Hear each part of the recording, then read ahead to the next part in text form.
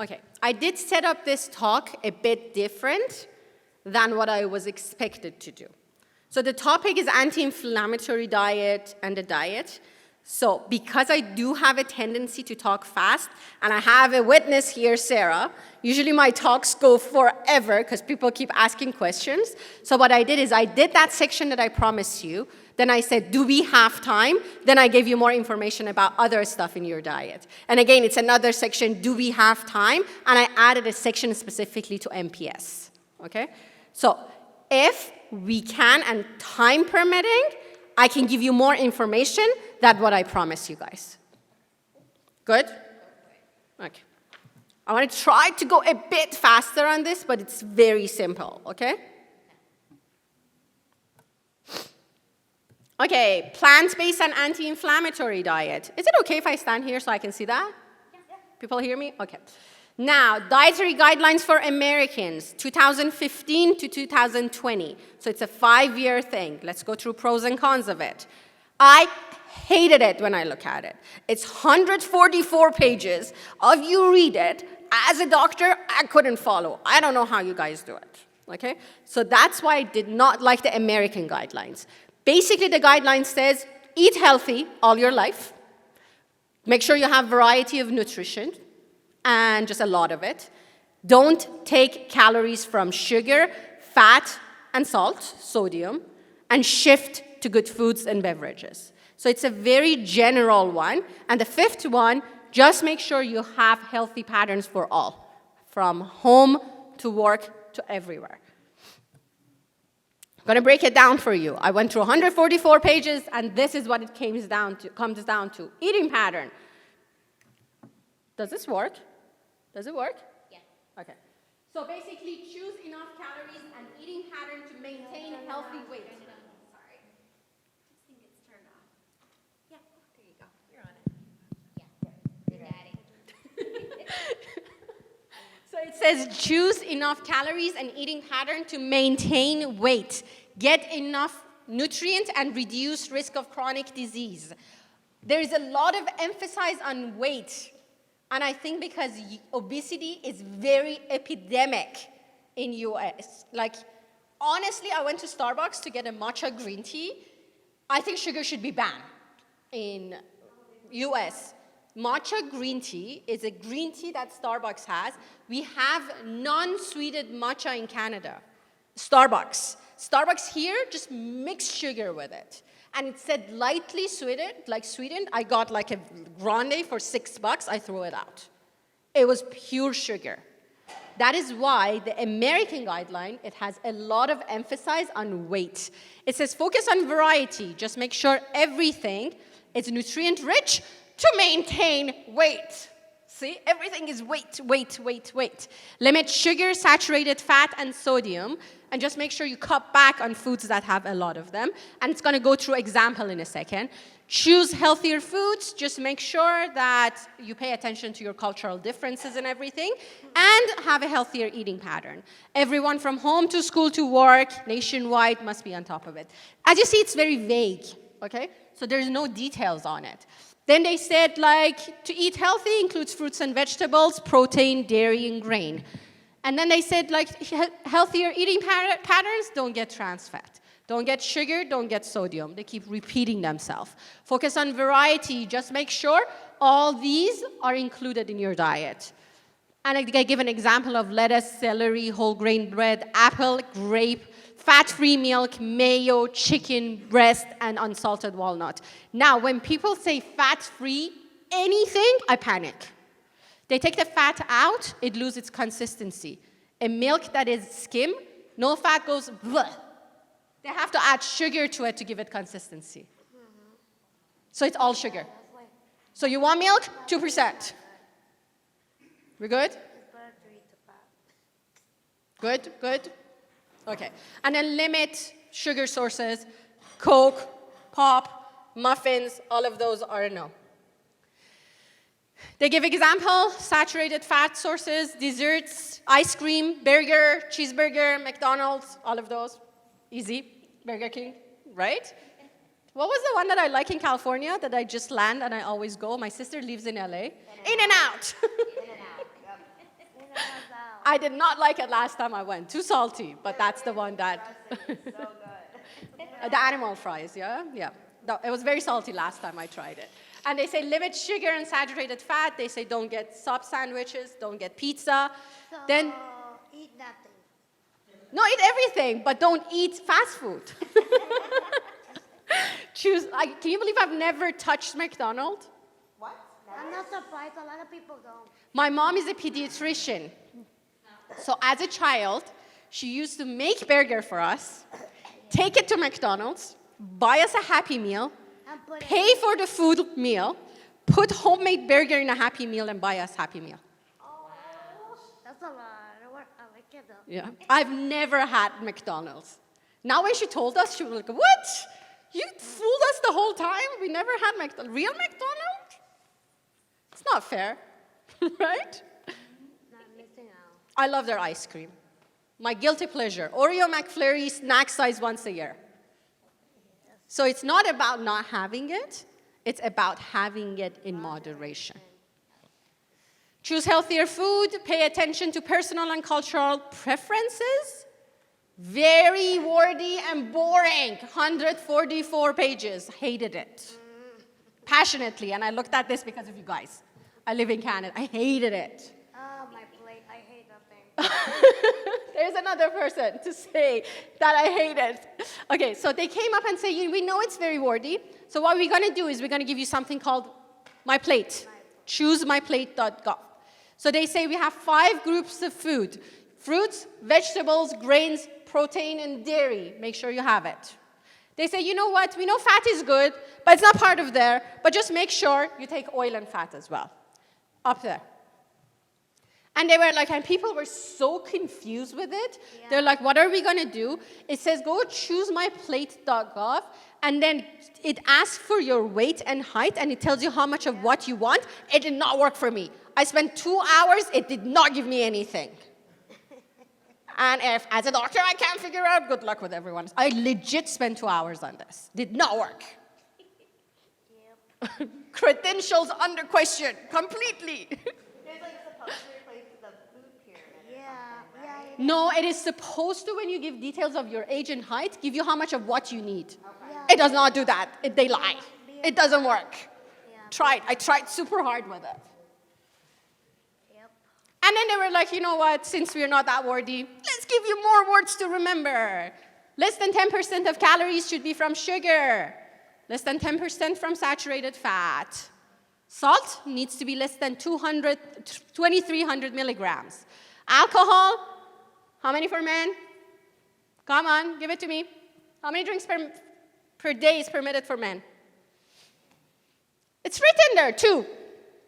Since as women we always have a disadvantage, we can have 1 a day. One glass of wine. 1 glass of wine. And that's American guidelines. Let's stay outside at 1, not 3. America, you guys are way better than us. In Canada, I present for Heart and Stroke Foundation of Canada. For men, it's 10 drinks per week, Oh. which is 5 days a week too. And for women, it's only 5 5 a week. glasses a week. A week. You guys, women get 7 glasses a week. Men get 14.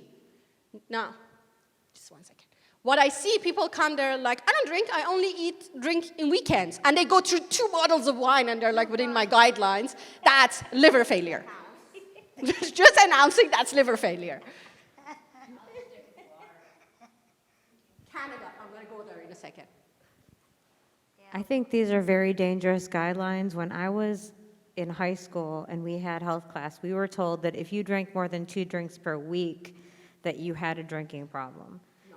And I feel like, but I feel like that, yeah, that's a little exaggerated, but I feel like if they're recommending up to and saying you could have 2 drinks per day, I mean, I feel like if I have 2 drinks on a Friday that I had a rough weekend, just personally for me, and I don't know how they could, those guidelines I feel are dangerous. I don't drink personally, so I'm the favorite person for everyone. I drink once in my birthday, once in Hanukkah, because they just turned that thing, and since I celebrate everything, 1 in Christmas. Hey, I don't practice anything. I don't do Muslim stuff, half Muslim here, but because they're very harsh. But I do Hanukkah and everything, but I probably drink like 4 times a year. And I'm always the DD. People love it because I drive. And they love it. But like, honestly, 10 per week for men doesn't cause that much of a health damage. But I tell my patients, between weed and alcohol, go for weed. Less side effects, by far. Irreversible damage of your brain cells, but so slow, that's way better than alcohol. Personal opinion, not advocating to smoke weed. Between being alcoholic and being always high, go for being high. You good? My favorite thing, 2019, Canada came and they were like, you know what? Let's change our food guides. All they did, they give us a plate. They say half of your plate needs to be vegetables and fruit. MyPlate. Make sure 1/4 of your plate is whole grain foods, and the other one, here, is protein. So they say 1/4 protein, 1/4 whole grain, and about 50% vegetables. Make your drink of choice water. It's in Canadian guidelines right now. Used to be this ugly rainbow thing that it was exactly like American one. You couldn't understand a word. It becomes beautifully like that. Everyone can understand it. That's all they said, period. There's nothing else. Yeah, how much? Done. And it had how many pages in the 144. It's just that picture and this one. That's all you need to know. We're so saturated. Okay? Break it down for you guys. They say cook more, meal plan, don't take sugar, sodium, saturated fat, and read labels. That was the first recommendation. The other one, eat with others. Take time. Don't watch in front of TV. Involve others in planning. Just make it a family thing. They also say you need to enjoy your food. You need to realize to eat when you're hungry. Listen to the cues from your body. And they say just pay attention to your cultural differences. This was for general public. And then they gave us as medical professionals, we're going to give you the research as a rationale. General public, forget about it. There's a section for doctors to know why they came up with this guideline. Amazing thing was they used the most research. Any research that was funded by the industry, it was completely eliminated. And they posted recipes. So the dairy, anything that was funded by dairy industry, it was not included. If an industry paid for anything, it was no. Any Canadians except me and Sarah here? Am I the only one who's advocating for this?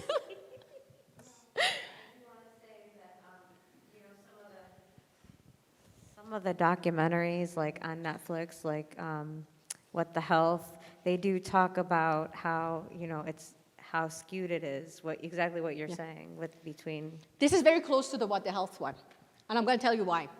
This is the talk. They say take plant-based protein. That's a Canadian guideline right now. Take beans, lentils, nuts. Don't take poultry, meat, and dairy, and take less animal proteins. It is included in Canada's health guidelines. They said take whole grains. Do not take refined grains, reduced bread, pasta, cereal. Ketogenic diet people, low-carb diet people were crazy, yay! And refined sugar industry started pushing back. Like, imagine, don't buy pasta. The entire country would have shut down. So it was a huge fight in Canada. Like, what do you mean, no refined sugar? And then they say drink water. Take plant-based vegetables. Do not take juice and pop. They also said drink tea and coffee. It's perfectly fine. Cut back on alcohol. And they said end of 2019, we're going to give you another guideline on portion sizes. It's not out yet. And in 2019, they were supposed to give something because we do have a lot of Aboriginals and Indigenous people. They were supposed to give a guideline specifically targeted towards them because they have the highest rate of diabetes and heart problem, including African American people. They have the highest rate, so they're going to give another guideline for them specifically. You good? Planetary health diet is another type of diet. It says that when it comes to families, budget, time, accessibility, health status is just the main thing. Plant-based is all of these. It is environmentally friendly, it is cheap, it decreases cardiovascular disease and cancer. They say eat fruits and vegetables, whole grain, beans with little fish, meat, dairy. It's exactly Canadian health food guidelines. It's exactly the same thing. Rationale, livestock farming, greenhouse gas emission, and a lot of water that's being used for it, it's actually damaging the earth. So eat plants. We good? I'm freezing, but if I wear my shawl, I'm just can't move, and I'm very animated, so I don't know what to do. Okay. Any questions? So in that diet, it says eat whole fruits and grains and everything, consume legumes, beans and lentils. Unsaturated fat, take olive oil. People in my practice, they come in and proudly, they're like, I take omega-3, 6, 9. North American diet, very high in omega-6. Omega-6 can cause inflammation, can reduce inflammation.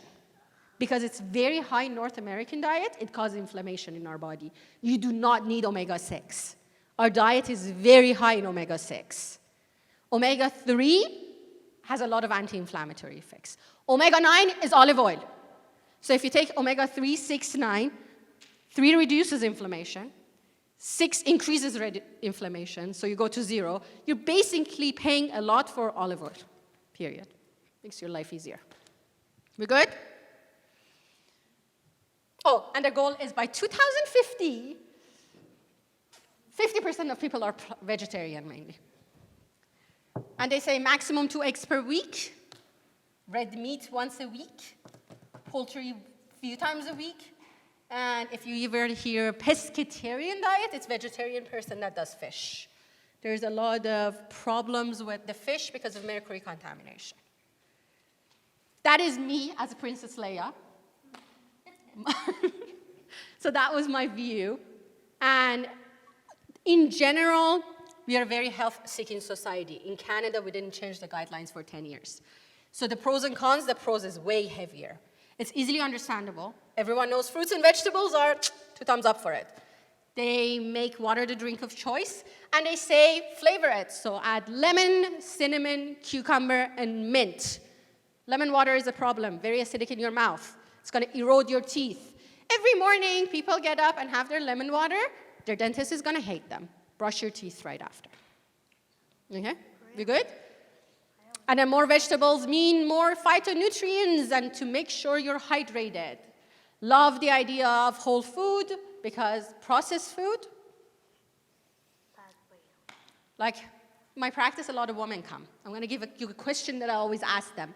If I give you a banana and I say it has 140 calories, Sarah knows the answer.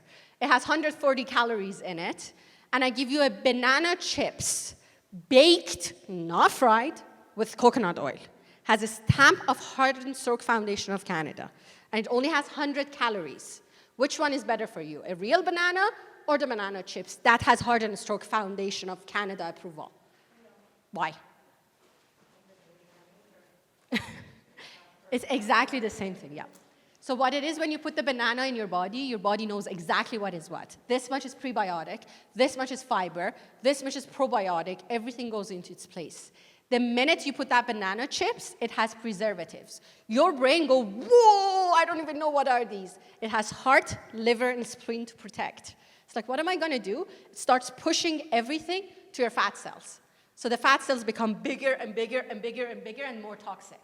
So you hear of people who go to gym and they don't lose weight, they plateau. It's because that fat cells is so toxic right now. Your body's like, I'm not budging. There's no way, I need to protect the heart. So I love the idea of whole food. Read labels, be mindful of what you eat, pay attention to your hunger cues. Teach children to try different foods. In my practice, I tell the kids, try 3 times. I say that to adults too. You hate it the 3rd time, I'm okay, don't take it. But 3 times is the minimum. You cannot give up the first try. The other things, cook more, and don't eat in front of TV. Our body, do you know when a lion is sitting there? You're either going to run for your life or you're going to fight with it. It's basically the nervousness. It's something called fight and flight response.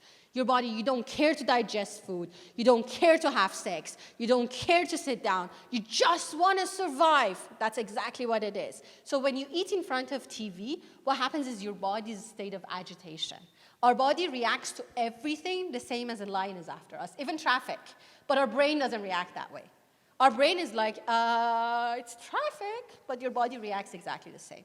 So eating in front of TV, it's the most terrible thing people can do. And it makes people aware of food marketing. Why?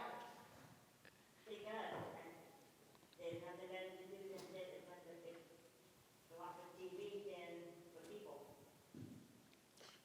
Spend time with your family or sit down and enjoy your food. Well, I do enjoy my food, but my parents watch something else, so I watch something else on my own. We all do it. It's really not good for your body. I agree, I do it sometimes, but not the best thing. Now, what I don't like about Canadian Food Guide, they say yay to snack, I say nay to snack. I'm like, oh, come on, don't snack that much. I don't like the fact that meat, they're pushing it completely out because of B12, iron, and protein deficiency. Recipe section, they say do not take dairy and processed grain. The recipe section is full of like heavy on dairy, processed food and everything, so they didn't pay attention to that part themselves. Now, one of the questions that I always ask in my practice, is fresh and frozen fruits the same? And dry. Fresh and frozen are exactly the same. It's just the water content is different. Vitamin-wise, they're exactly the same. And sometimes frozen is actually better than fresh because they get it in the season and they freeze it, so it has more vitamins. Dry is only sugar. So sometimes frozen is actually better than fresh. You good? They say candy is okay, I say no, preservatives. They say limit vegetable juice. If you make it at home, I'm perfectly fine with it. Dairy, fat-soluble vitamins, vitamin A, D, E, K, you need fat. When it's fat-free dairy, you're not going to absorb the vitamins from the fat. And soy reduces fertility in men. In kids, it would delay their puberty.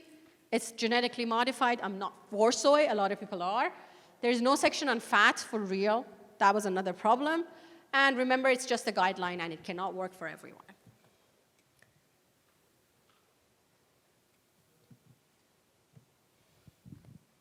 So now that we came to Caitlin, do we have time? We do have time. If anyone has any questions?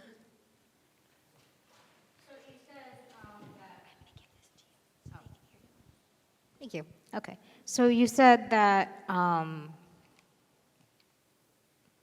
sorry, brain fart. That we could do like a fruit and veggie type of beverage. Would it be better if we made it ourselves, or could we just buy it at?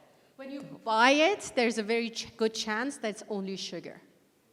But if you make it at home and I put spinach in it, I put this in it, in Canada they say no. On the guidelines, I say if it's fresh and you know exactly what's in it. It's because of sodium content.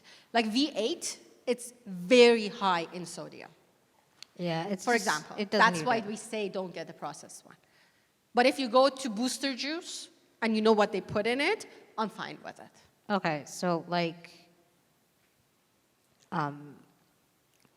because I struggle eating carrots, but I can drink a pure carrot juice. That's fine. Okay. Just look at the label. I'm going to go into the label section, how to read the label. Should I go to the next section? We good? Does anyone want me to do this or no? How to read the labels? Giving you option here. Got head nods back there for yes. Okay, we're good. So how to read the label? People look at this, and they're like 250 calories. Yay! That is not true. It's per serving size. So what you need to know is on top of that, it says the serving size. Start there. And it tells you how many servings is in one container. So this is specific one. For the whole container, it has 500 calories, not 250. That's the first thing to pay attention. The other one is daily values, this DV thing. Always look for it to be 15%. If it has more than 15%, it's good. Fiber, you want it to be more than 5 grams. Sugar, you want it less than 4 grams. So this is not good.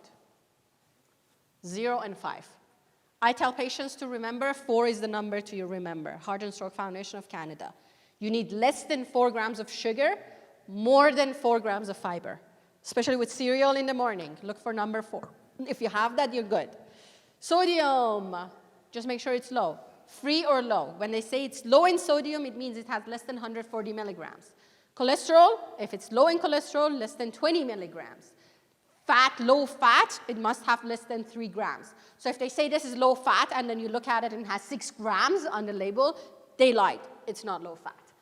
Low calorie, it needs to have less than 40 calories. Reduce, if it's not low fat and it's reduced, it means it has 25% less than a regular. This is worth taking a picture in case you want to know because of the numbers. So do you have an opinion on three big meals a day versus snacking throughout the day? As in which one? Depends on the reason you're taking it. Someone have diabetes, I say absolutely have it like multiple times. Someone want to lose weight, it's 3 without snacking. The reason is you have sugar reservoir in your body, which is called glycogen. It sits in your liver. So what happens is, have you heard of people who go to gym, no matter how much they exercise, they don't lose weight? Yeah. Okay, so when you go to the gym, you fast the process of losing this stored sugar in your body. The first 20 minutes or 25 minutes that people are on bike or people are on treadmill, they lose this stored like sugar. From 20 to 25, they're transitioning to fat burning. 25 to 30, they're just burning fat. And then they go out and they have that huge protein shake. They put that sugar in their body. So if you're trying to lose weight and you keep snacking, you never let yourself go to fat burning zone. You constantly lose on the available sugar in your body. Okay? So it depends the reason. Good? I'm not going fast. Eggs. I always laugh when I see eggs. I was just telling a friend of mine, my cousin was here yesterday, and I told her if they tell me I'm in an island and I can have 2 things, I would probably have eggs, because worst case scenario, I can have a draw, and then figs or pomegranate. Love eggs. But I always had issue. What's the difference between free range, free run, organic, and a regular egg? Free range, there is no cage, and they can travel in and out, weather dependent. These are the queens, best egg you can buy. Free run, there is no cage, but they can't get out. So they can be crowded. So the second best, I call them the princess. Organic, it's based on the welfare of the animal. There is no hormones, vaccine, antibiotics. Like they fed on organic food, and there's like no pesticides. That's the best thing to buy. So between all of them, if you go to organic eggs that has the ceiling of organic, I think that's the best thing you can do. This is Canadian one, since me and Sarah are the only one here. I don't think you guys need to know about this. This is what you're looking for in US. All of these, too much word, forget it, this one. USDA permits if the food has 70% of organic ingredients to say made with organic ingredients, but they cannot have a USDA seal on it. If it says made by organic ingredient in US, it means 70% organic. We good? Now, this one I love. If a food is organic, it has like, you know when you go scan in the grocery store on that little sticker thingy, it has 5 digits. A normal one that's not organic, it only has 4 digits. So when you go to scan it and the cashier is scanning it, and they say like, I don't know, 1, 2, 3, 4, it's not organic. But if it says 1, 2, 3, 4, 5, and they just punch in that number, it's organic. If it starts with 9, it's organic. If it starts with 8, it's genetically modified. That's a trick to know it exactly. That's like good. Yeah. You may or may not know the answer to this question. The stickers that they put on fruit with the glue on it, Yeah. and then you pull it off, there's usually like a little something left behind. I've always wondered about that. I peel How it do off. they test that glue is consumable, and how do they They know? try to use something that's biodegradable, like body thing, but I still peel it off.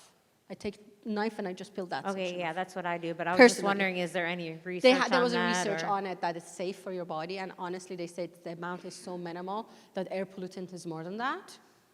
That's what they say. And you can't avoid everything. But just, I cut it off. Just remember when you see that sticker, if it starts with 9, it's organic. If it starts with 8, it's genetically modified. We good? EWG, every year they come up with the food list. We have something called Dirty Dozen, Clean 15. Naturopathic doctor, everyone walks to me, they're like, you buy everything organic? I'm like, no, you think I'm a millionaire? Of course I don't. Clean 15 has 0 pesticide. Dirty Dozen, you have to buy it organic. Has the highest amount of pesticides on it. Strawberry, spinach, kale, these are all 2019 ones. Strawberry has been 3 years in a row that has the highest amount of pesticide on it. Used to be apple 7 years in a row. Okay? So these are the foods that you have to buy organic. These are the food that you just like, honestly, they have 0 pesticide on them.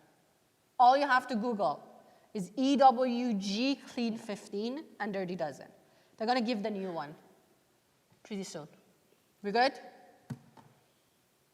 Do we have time? We have 10 minutes. Anyone have any questions? No? Thank you. Seems like, Should I go more? yeah. Keep going. Should I go on MPS? Oh, yeah. Yes. Okay. Sarah knows this person. The picture was permitted by the father. The cure is possible. This is from Canadian MPS Society. So he gave me his permission to post this here. And that is me in Canadian MPS Society. So MPS, you guys are pro at it. It's basically an enzyme deficiency. It's a lysosomal one. And Sanfilippo is one of the common ones. It has a lot of comorbidities, so a complete team of medical professionals are needed. Pretty sure this is not new to you guys. Doesn't want to go. There we go. There's lack of evidence for alternative medicine for MPS. Basically, as alternative medicine doctor, we try to help with comorbidities, immune boost, joint support, sleep apnea, pain management, and digestive issues. Immune boost, this is mainly targeted towards kids, but this is what I do myself. This is not a medical recommendation. So what happens is elderberry, 1 teaspoon to 1 tablespoon a day. If you're sick, which should completely help you. Echinacea, no side effect, 1/2 to 1 teaspoon a day. Garlic, and that lemonade thing, add honey to it, is actually pretty good. Honey is a good thing. Honey has antibiotics. So I tell my patients, specifically if you have the affordability, buying Manuka honey is not a bad idea during wintertime. Manuka. It's called Manuka honey. And don't go for like gold or platinum, just bronze one is fine. Am I good? Pass this slide. I'm gonna skip the kid one because I don't see any kids. Remember, if you have fever, you have to give your body time because the respiratory passages takes longer to heal. Nutrition during fever. Eat as little as possible. Try to fast, drink a lot of fluids, and make sure you don't do dairy because they're damp. They cause phlegm. Make sure your protein is not high in protein and vinegar because you're going to stay sick longer. We good? I'm going to go back. There's something called magic socks. Did anyone ever heard about it? When I'm getting sick, on the onset of getting sick, I do magic socks. It boosts my immune system significantly. You get a cotton socks, and then you put it in ice cold water, and then you wear it, and then you wear a dry, I'm serious, wool socks on top of it and go to bed. The dry wool socks would make sure that the cold one is on your foot and it's pulling the heat out of your body to dry the wet one. That would kick your immune system that there's something wrong. By the morning, you're not going to have fever and you're going to feel better. And you're not going to get sick. It's honestly called magic socks. The best thing ever. It's called hydrotherapy, right? Nope, I always do it. Try it. And even if you're getting sick, it's not going to be as bad as before. Trust me. Guaranteed. If you have a fever and you put your water under cold water, your fever is going to come down instantly. Yeah. People who have headache, if you put your foot in hot water, it would pull the blood off of your brain. So your headache would be less. Or if you put ice on the back of the neck, the headache would be less. It's not going to complete cure, but it's just going to speed up the process super fast. Headache, ice here, so there's not that much of blood here, and then you put heat on your foot to pull the blood out of your brain. It's called hydrotherapy. We good? Try it. Let me know how it goes. I have a concern about that. For me, I don't know about anybody else here, but if I put freezing cold socks on, that's going to be a chance for my ankle to go out on me. So basically do not a freezing one. Like in this case, do the one that's like you can tolerate. So it can just be like cold, but not Yeah. ice water. So, same idea with contrast showers. They say go under like hot water, wash yourself, and then make it ice cold, and then go heat, then go ice. It's anti-aging and everything. I tell patients just build to your capabilities. Eventually increase the temperature difference between them. This is called hydrotherapy? Yeah. Which is water therapy, basically. There's water therapy. We good? Should I go to pain? When it comes to physical therapies, you need to learn as MPS to do stability exercises. Your main goal is active range of motion. You don't use it, you lose it. Just because it's painful doesn't mean that you shouldn't do it. Go based on your limit and make sure you don't lose it. Decreased stiffness is the other one. One of the main things is acupuncture. Brings blood flow. Just don't forget, motion is lotion. Same with acupuncture. With bringing blood flow, it gives with the help with the stiffness. It's just like a Band-Aid. It's not going to get rid of the root cause. It will just temporarily help. And then shiatsu and acupressure, it can help sleep apnea and pain management. So how often should we do acupuncture? Depends on I have patients that come when they are in a lot of pain, and I have the patients that come once a week as preventative. Okay. Just depends. It depends on what your body. I do it when I go to gym and I'm in a lot of pain. Yeah. Personally, I only do it. I do cosmetic acupuncture for myself.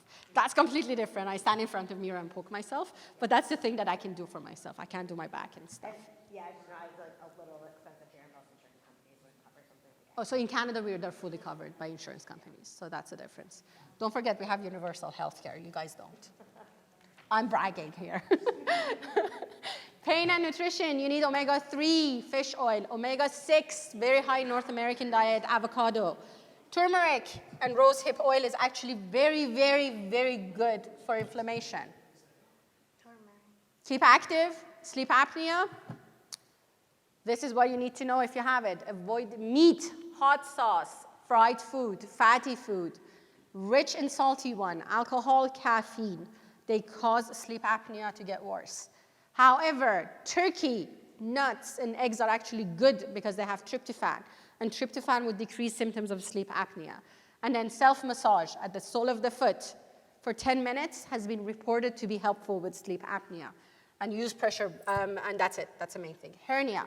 If it's a very mild one and your doctor shows you what to do it, you can put heat on it and then place it back. If it's not a mild one, you have to make sure you do the pressure belt or the surgery. Carpal tunnel.